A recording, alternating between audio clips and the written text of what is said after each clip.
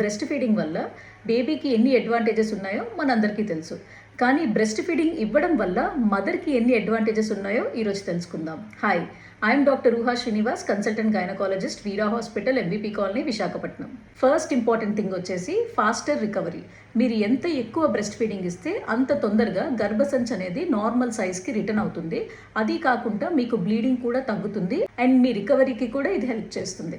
రెండోది వచ్చేసి weight loss. మీరు బ్రెస్ట్ ఫీడింగ్ చేయడం వల్ల డేలో మినిమం 400 to 500 క్యాలరీస్ బర్న్ అవుతాయి.